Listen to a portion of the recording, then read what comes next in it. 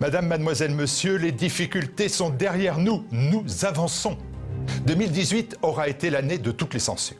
Toutes les voix discordantes sont chassées des médias de propagande. Hormis quelques exceptions notables, des centaines d'intellectuels sont interdits d'antenne, à l'image d'un Éric Zemmour, boycotté par le service public, financé par nos impôts. Toutes les oppositions au camp prétendument progressiste vanté par Emmanuel Macron sont malmenées, maltraitées, et tout particulièrement TV Liberté, que l'on a cherché à faire taire. Cédant à des pressions, YouTube a fermé fin juin toutes les chaînes de notre télévision. Le coup porté se voulait mortel. Il a été rude. Dans cette épreuve, nous avons bénéficié de deux facteurs essentiels et déterminants. La cohésion des équipes de TVL et le prodigieux soutien de la communauté des téléspectateurs de TV Liberté. Une solidarité, une fraternité qui nous ont permis de déjouer la manœuvre. Grâce à un élan financier exemplaire, nous avons renforcé notre indépendance en protégeant dorénavant toutes nos émissions sur nos propres serveurs. Nous avons acquis une vraie autonomie, c'était devenu crucial. Et nous pouvons affirmer sans crainte que TV Liberté est à l'abri des mauvais coups et des coups bas. Nous possédons maintenant une parade automatique à la censure. Et c'est parce que nous sommes solides que nous avons repris notre marche en avant pour gagner la bataille de l'audience, mais surtout pour gagner le combat de l'influence. Nous pouvons à nouveau emprunter toutes les routes que constituent les plateformes vidéo, toutes sans exception. Le combat de l'influence, c'est comme un combat de boxe. On prend des coups, certes, mais on peut en donner en retour par la contestation, par la dissidence. Notre volonté n'est pas de battre l'adversaire au poing, mais par chaos, et nous nous en donnons les moyens, les voici. Première évolution importante, la refonte de notre site internet tvliberté.com. Il ne s'agit pas d'un simple peinturlurage, mais d'une transformation de taille pour une meilleure ergonomie, un meilleur confort de navigation pour les internautes, un ensemble plus moderne et plus esthétique. Là encore, nous avançons et nous franchissons même une étape dans la professionnalisation de la chaîne. Autre nouveauté de fond qui correspond aussi à un grand bond en avant, la création d'un fil d'actualité en continu sur tvliberté.com. En direct, vous allez pouvoir consulter l'actualité du moment, mais aussi les déclarations des personnalités politiques, les agendas culturels, les éphémérides, des images cachées par la presse partisane, des scoops. Ce fil d'actualité, destiné à accompagner nos téléspectateurs tout au long de la journée, intégrera pour une meilleure efficacité toutes les émissions radiophoniques produites par TVL. Une équipe de 2 journalistes s'installe d'ores et déjà pour mettre en place ce nouvel outil qui va vite devenir incontournable pour tous les défenseurs de l'esprit français. Vous le voyez bien, autour du journal télévisé quotidien de TVL, ce pôle information se renforce durablement. Et nous ne nous arrêtons pas là. Petit à petit, nous renforçons notre présence sur les réseaux sociaux. Après Facebook et Twitter, TVL va porter ses efforts sur Instagram et ne s'interdit pas d'ailleurs de faire ses premiers pas sur d'autres réseaux sociaux qui connaissent un fort développement. Les émissions phares de la chaîne vont connaître des modifications ou des nouveautés. C'est déjà le cas d'Immédiat avec autour de Jean-Yves Le Gallou une équipe renforcée et un nouveau présentateur. C'est aussi le cas de Bistro Liberté qui a gagné en dynamisme avec une nouvelle formule qui rencontre le succès. Tout au long de 2019, les surprises se succéderont. Les personnalités qui comptent seront sur TV Liberté. Enfin, et c'est un axe nouveau, après l'aide et le soutien à la réalisation de documentaires, TV Liberté va s'engager dans l'accompagnement des nouveaux talents.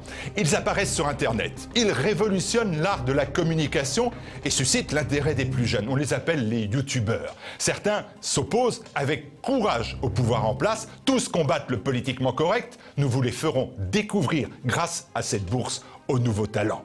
TV Liberté avance, avec la volonté affichée de lutter pied à pied contre le recul de la liberté d'expression.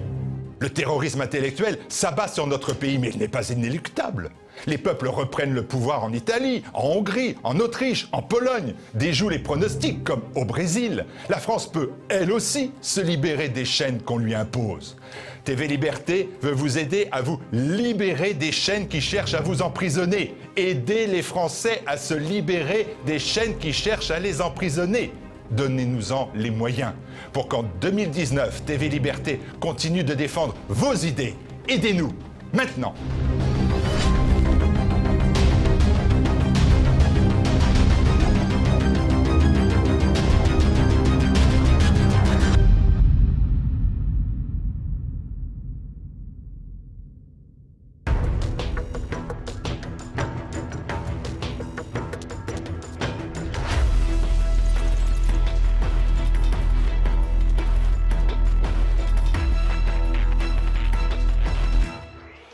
Alors que le gouvernement joue le pourrissement face à la mobilisation des Gilets jaunes, les manifestants réunionnais ont eux obtenu gain de cause, un motif d'espoir qui pourrait inspirer le mouvement en métropole.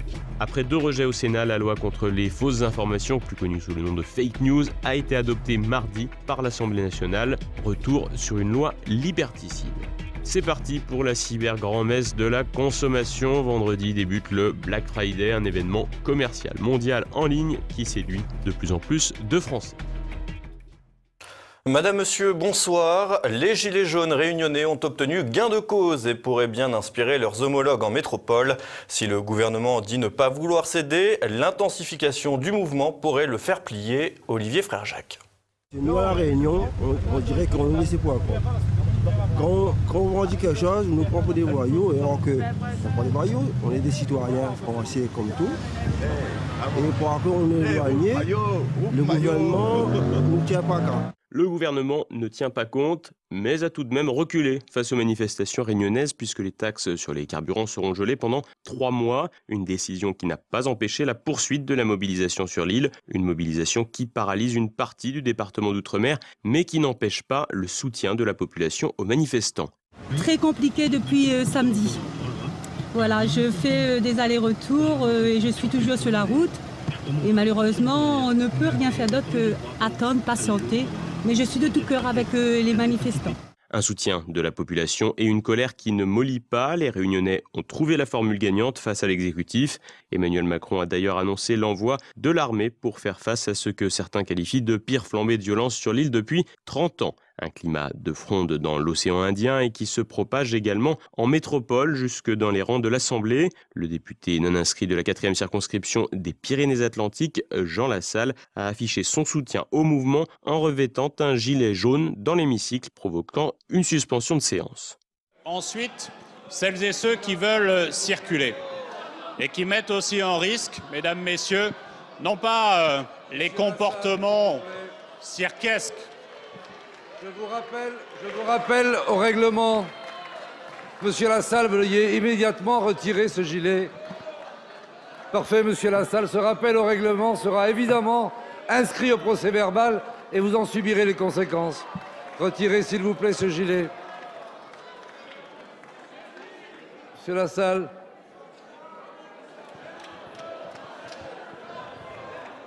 Monsieur Lassalle, s'il vous plaît, allez manifester hors de cet hémicycle. S'il vous plaît.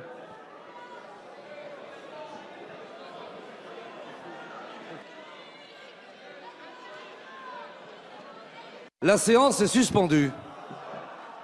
Un petit incident parlementaire qui coûtera 1 500 € aux députés, un député qui semble loin des calculs politiques et dont la cote de popularité ne pourra qu'être renforcée. Pour le moment, et en dépit d'une campagne de dénigrement politique et médiatique, les Gilets jaunes bénéficient largement du soutien des Français, un soutien qui serait aujourd'hui à hauteur de 70% des personnes interrogées. Et si le mouvement a un peu ralenti en semaine, la mobilisation de samedi sera décisive. Une manifestation contre les violences faites aux femmes se déroulera également samedi. Son parcours a d'ailleurs été modifié pour ne pas croiser celui des Gilets jaunes. Et pour cause, la rencontre de ces manifestations risquerait de voir s'opposer 2 typologies sociologiques opposées. Une très urbaine et gauchisante, soutenue par le gratin People, et une autre déclassée apolitique.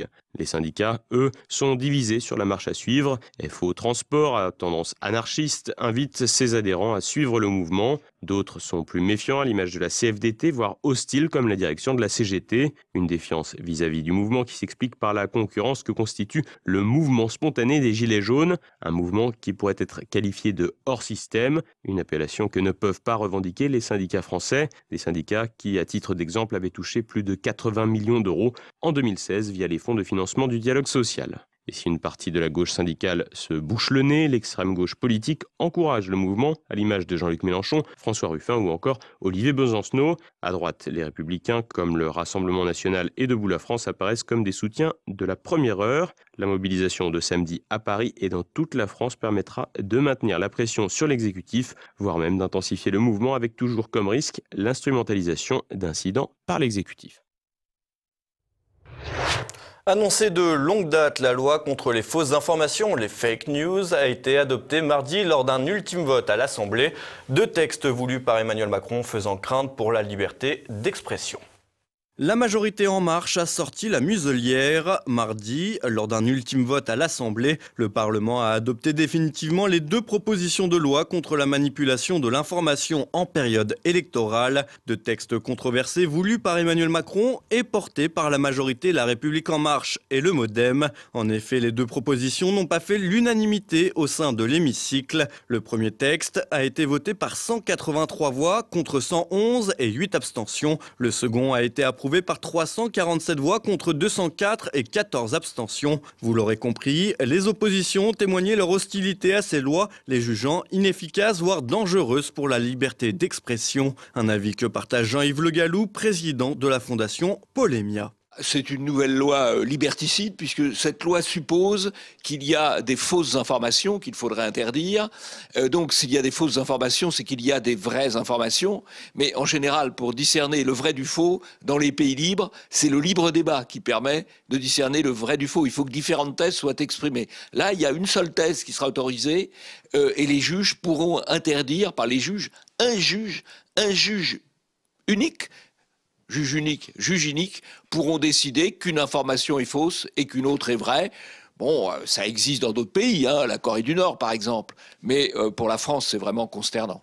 Consternant pour la France car ces 2 lois permettront à un candidat ou parti de faire la pluie et le beau temps en saisissant le juge des référés pour faire cesser la diffusion de ces prétendues fausses informations durant les 3 mois précédant un scrutin national. Le tout avec la bénédiction des plateformes numériques telles que Facebook, Twitter ou encore YouTube. Pire, le Conseil supérieur de l'audiovisuel, le CSA, pourra suspendre la diffusion de services de télévision contrôlés par un État étranger ou sous l'influence de cet État s'il diffuse de façon délibérée de fausses informations de nature à altérer la sincérité du scrutin. Ainsi, il s'agit purement et simplement de censurer un média si celui-ci ne suit pas le chemin tracé par la bien-pensance. Selon Jean-Yves Le Gallou, cette censure est déjà bien présente en France. Oui, c'est une loi supplémentaire. Il y a déjà beaucoup de lois liberticides en France. Il y a la loi Pleven, il y a la loi Guesso, il y a la loi Taubira. Ça fait une 4e loi liberticide, ce qui explique d'ailleurs que la France est vraiment de plus en plus mal placée au regard des libertés d'expression. Vous savez que Polémia a publié un indice Libertex qui classe les pays selon la liberté d'expression.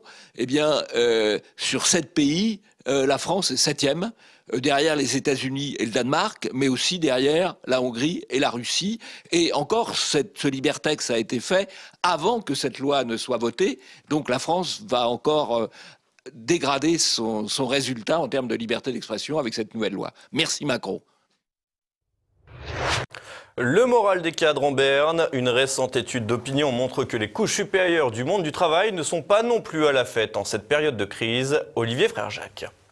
Gilets jaunes, syndicats, fonctionnaires, décidément rien ne va plus dans le monde du travail français. Alors que le chômage flirte toujours avec les 10 points et que les classes moyennes semblent être les premières victimes du quinquennat Macron, les cadres ne sont pas à la fête non plus avec l'actuelle équipe au pouvoir. Après une première chute importante du moral des cadres en septembre avec 11 points en moins, les décideurs d'entreprise ont encore perdu 2 points en novembre d'après le baromètre Via Voice pour HEC, Le Figaro et BFM Business. Une baisse du moral des cadres qui s'établit à présent à moins 25, un niveau record pour l'actuel exécutif, mais qui demeure toujours supérieur à celui de la crise financière des subprimes en 2007. Et les chiffres ont de quoi inquiéter, 44% des décideurs estiment ainsi que le niveau de vie en France se dégradera d'ici 1 an. Les optimistes, eux, ne sont plus que 17%. Sur un panel dépassant les seuls cadres, le pessimisme atteint 63% des Français, soit une très large majorité qui pense que son niveau de vie va se dégrader dans l'année à venir. Et là encore, c'est une hausse spectaculaire, 17 points en plus par rapport à mars dernier. Concernant le marché de l'emploi, les perspectives semblent moroses également et seulement 16% des décideurs croient en une baisse du chômage dans les mois à venir contre 40% en mars. Quant à la progression des carrières, 75% des cadres pensent que les opportunités pour les mois à venir sont faibles, un sentiment partagé par 76% du reste de la population. Des chiffres à prendre avec des pincettes, mais qui donnent néanmoins un panorama de l'état du monde du travail en France. Après 1 an et demi au pouvoir, Emmanuel Macron n'inspire pas confiance et perd le soutien des classes moyennes supérieures. Une tendance lourde qui rappelle au jeune président qu'il ne suffit pas d'utiliser des mots anglais pour être un homme d'affaires, biberonné à la mentalité de l'École nationale l'administration et n'ayant jamais dirigé une entreprise, le président en place semble plus que jamais déconnecté des besoins du marché du travail et de l'économie réelle. Le Black Friday, nouvel Eldorado de la consommation française. Vendredi débute cette semaine de réduction massive sur les plateformes de vente en ligne. Un phénomène de consommation qui consacre un peu plus le e-commerce au détriment de la vente en magasin. Olivier Frère-Jacques. Le Black Friday, paradis de la consommation sur le net. Depuis plusieurs années, les traditionnels soldes peinent à favoriser la consommation française. La faute notamment à la vente en ligne qui a révolutionné les échanges et favorisé les achats sans frontières. Et ces ventes en ligne atteignent un sommet avec le Black Friday, une tradition consumériste née aux États-Unis et censée se dérouler le lendemain du repas de Thanksgiving, le dernier vendredi du mois de novembre. Un événement qui tente à s'imposer dans les modes de consommation françaises, avec certes quelques différences, puisqu'aux États-Unis, les promotions ont d'abord lieu dans les commerces ayant pignon sur rue, et c'est seulement le lundi suivant, nommé le Cyber Monday, que les commerces en ligne lancent leur grande braderie. En France, le Black Friday se déroule sur l'ensemble de la dernière semaine du mois de novembre et le phénomène touche tous les grands de la consommation. Que ce soit du côté de la grande distribution avec Auchan ou Carrefour ou chez les géants de la vente en ligne comme Amazon et Cdiscount, tous ont commencé à casser les prix dès lundi sur tous les produits, du prêt-à-porter à l'électroménager en passant par l'alimentaire. Le Black Friday a rapidement gagné ses galons de grand-messe commerciale en France. En 2016, plus de 50% des internautes ont fait des achats pendant cette période, des ventes qui ont augmenté de 30% en 2017 et qui devraient encore prendre de l'ampleur pour cette saison. Les boîtes mail des consommateurs se remplissent de promotions alléchantes à la faveur du développement du marketing ciblé et les publicités couvrent les pages des sites internet. Le budget moyen de ces cyberconsommateurs est de près de 200 €, un budget qui rattrape progressivement celui des soldes. Pour celle-ci, les consommateurs avaient prévu de mettre la main à la poche à hauteur de 215 € pour la session de janvier 2017. À un mois de Noël, le Black Friday, c'est aussi la possibilité pour les consommateurs de prendre de l'avance sur leurs achats de fête. Le Black Friday, c'est aussi l'occasion pour des enseignes à la peine d'essayer de réinvestir le marché. On pense notamment à Darty qui propose des produits à moins 30 voire moins 40% ou à La Redoute qui brade jusqu'à moins 60%. Alors, le Black Friday, bon ou mauvais pour l'économie ? A priori, les pics de consommation sont favorables à l'économie nationale, si tant est que les achats sont effectués sur des produits français ou tout au moins chez des distributeurs nationaux. L'efficacité reste donc à prouver. Reste également la critique d'ordre sociologique, la surconsommation et la chasse aux bonnes affaires servant de palliatif au destin morose des citoyens consommateurs. Les États-Unis, la France mais aussi la Chine, tous se créent leur rituel de cyberconsommation. Du côté de l'Empire du Milieu, les recettes ont explosé pour la fête des célibataires du 11 novembre. Le géant chinois de la distribution a vu son chiffre d'affaires pour cet événement atteindre les 21,7 milliards € en 2017. New York, Pékin, Paris, même combat. Mais si la critique est facile, difficile d'imaginer que le politique peut changer quoi que ce soit à ces tendances consuméristes de fond. Et si vous n'êtes pas séduit par ce vendredi noir de la consommation, vous pouvez toujours lire un livre ou faire une balade en forêt. Et on retrouve une nouvelle fois Olivier Frère-Jacques pour l'actualité en bref. Un état stable mais irréversible, selon le dernier rapport des médecins mandatés par l'appareil judiciaire. L'état végétatif chronique de Vincent Lambert ne lui laisse plus d'accès possible à la conscience. Nommés par le tribunal administratif de Châlons-en-Champagne, ils étaient chargés de se prononcer sur l'état du patient et son évolution depuis 2014, date de la dernière expertise officielle. Cette conclusion pourrait faire basculer la bataille judiciaire autour d'un éventuel arrêt des soins demandé depuis le 9 avril par le CHU de Reims, où le patient est hospitalisé. Cependant, les experts sont plus nuancés sur certains points et estiment que son maintien en vie n'est pas la marque d'un acharnement thérapeutique. Et alors que la vie de Vincent Lambert est toujours menacée, des parlementaires français débattent sur la fin de vie en groupe d'études à l'Assemblée nationale, un groupe d'études dans lequel on peut entendre des réflexions comme « La fin de vie de Jean-Paul II était pitoyable » avec le député LREM de la 3e circonscription du Rhône, Jean-Louis Touraine, ou encore des considérations comme « L'euthanasie est le dernier soin » avec le député Jeannine Dubié, également LREM de la circonscription des Hautes-Pyrénées. Ces gens-là ont été élus.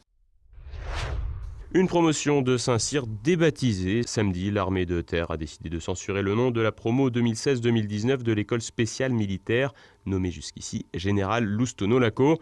Dans un communiqué, ce héros des deux guerres a été qualifié de personnalité contestable, en cause plusieurs de ses récits considérés par certains comme antisémites. Cette décision inédite a semé le trouble au sein de la prestigieuse école et notamment auprès des élèves de la promotion qui éprouvent un sentiment de trahison. Une réaction pas au goût de l'état-major qui va obliger les élèves à participer à un parcours de mémoire, un parcours du combattant d'un autre genre au terme duquel un nouveau nom de parrain sera choisi. Israël et l'Arabie Saoudite préservent leurs accords. En dépit de leurs apparentes divergences, les deux États maintiennent leurs relations commerciales. Depuis 2014, l'État hébreu fournit du matériel d'espionnage et de surveillance à Riyad pour que le royaume saoudien traque ses dissidents politiques. Une armada qui pourrait notamment permettre de surveiller la minorité chiite du pays qui représenterait 15 à 20% de la population et aussi et surtout de se prémunir contre le voisin iranien. Des logiciels israéliens qui ont aussi permis aux services saoudiens de tracer Jamal Khashoggi avec le dénouement que l'on connaît. Alors que Riyad ne reconnaît pas officiellement Israël, le royaume des Saouds et l'État hébreu n'envisageraient cependant pas de couper les ponts, même si le Premier ministre Netanyahou a qualifié d'horrible le meurtre de Khashoggi. L'homme fort de Tel Aviv a déclaré cependant que l'Iran demeurait un problème plus important pour son pays. Internet vers le ciel et l'au-delà. Le 15 novembre dernier, SpaceX a obtenu le feu vert du régulateur des télécommunications aux USA pour déployer une flotte de satellites sur une orbite terrestre très basse. Avec cet accord, l'entreprise d'Elon Musk se retrouvera avec plus de 11 000 satellites autour du globe pour fournir un accès à Internet depuis l'espace. Les premières mises en orbite seront effectuées en 2019 et la mise en service devrait avoir lieu dans les 6 ans à venir. Facebook s'attaque au contenu qualifié de provocateur et sensationnel. Alors que la France vient de voter sa loi fake news, le géant du web va aussi limiter un peu plus les contenus de sa plateforme. Ainsi, le patron de Facebook, Mark Zuckerberg, a annoncé une mise à jour qui détectera les contenus qualifiés de borderline afin de réduire la visibilité de ceux-ci sur le réseau social. Reste évidemment à savoir ce que Mark Zuckerberg estime être borderline. Et dans un instant, notre Zoom du jour, journaliste au Figaro littéraire, Paul-François Paoli, l'auteur de L'imposture du vivre ensemble, publie les confessions d'un enfant du demi-siècle. Et l'état d'esprit américain, profondément, c'est un état d'esprit protestant, c'est-à-dire l'individu, la réussite personnelle, le salut personnel. C'est-à-dire, au fond, le contraire d'une certaine destinée française fondée sur l'idée de l'État, d'un bien commun, et d'un ensemble collectif. Voilà. Et là-dessus, véritablement, nous sommes protestants, mais c'est même inconscient. Les gens ne s'en rendent pas compte. Macron est totalement protestant. Hollande, lorsqu'il y a eu l'affaire Leonarda, l'État s'est incliné devant une famille voilà, qu'on n'arrivait pas à expulser. Pourquoi? Parce qu'il y a le primat de l'émotion, le primat de l'émotionnel, le primat de la conscience individuelle. Tout ça, ça vient du protestantisme. Et ce soir, retrouvez le plus d'éléments. L'équipe du magazine Éléments évoque le caractère mortel des civilisations, la question migratoire chez les insoumis, l'inquiétant phénomène des études scientifiques bidons et Saint-Exupéry, loin des clichés. Et tout de suite, une nouvelle chronique de la France de Campagnol avec Christian Combaz. C'est maintenant la fin de cette édition. Merci de votre fidélité. À demain. Bonsoir.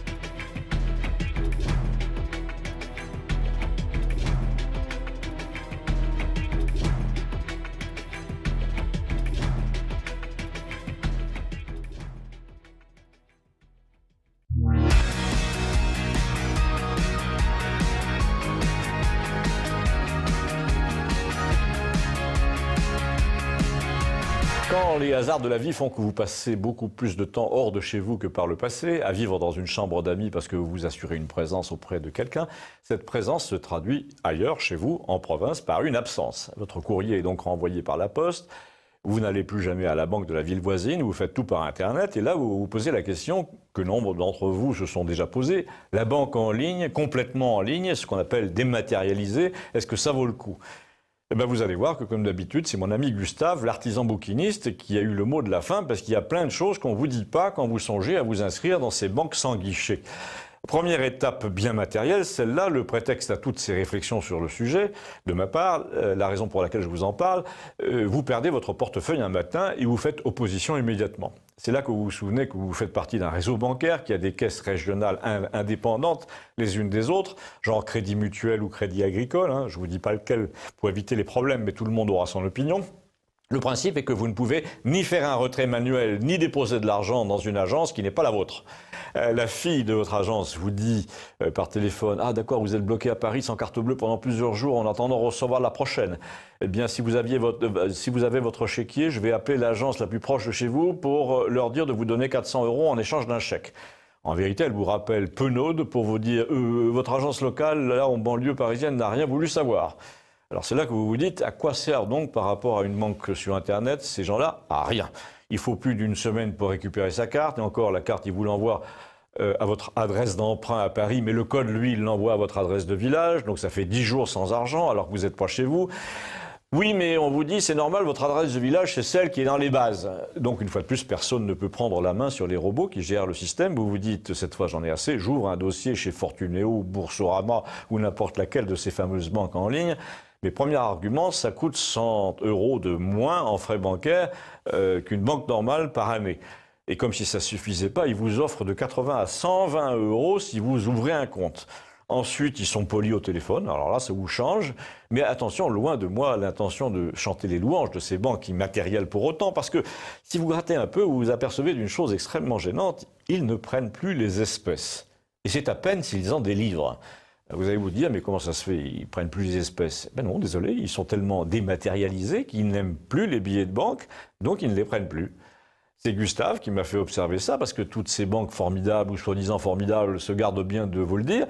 Ces gens ont chassé l'argent sonnant et trébuchant de leur paysage mental. Du coup, ils essaient de le chasser du vôtre. Ils voudraient que vous ne pensiez plus en termes de numéraire, mais plutôt d'unités de crédit, comme dans les machines à sous. Vous savez, votre salaire se transforme en points à dépenser. La dernière évolution du système étant la dépense sans contact, ce qui est une véritable métaphore de tout ce qui nous arrive. Non seulement vous êtes payé en points à dépenser, mais vous les dépensez en effleurant juste la machine.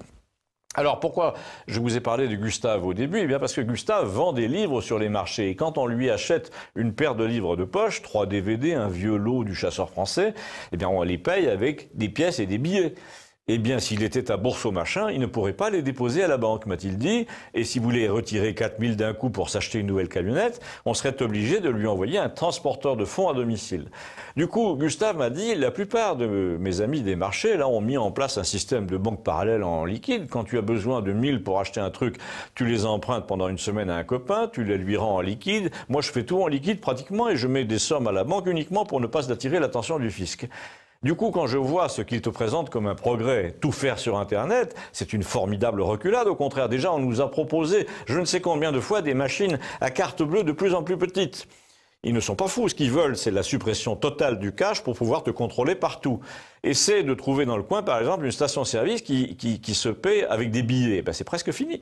Leur but, c'est non seulement de savoir ce que tu fais et avec qui, mais de t'empêcher de le faire si t'en as le nez. Il suffit de désactiver ta carte, de parler d'incident de paiement, et là, c'est à toi de te justifier. Ils te traitent comme un malfaiteur, du coup, tu le deviens presque. Le fisc te prend une partie de ton salaire avant qu'il ne parte.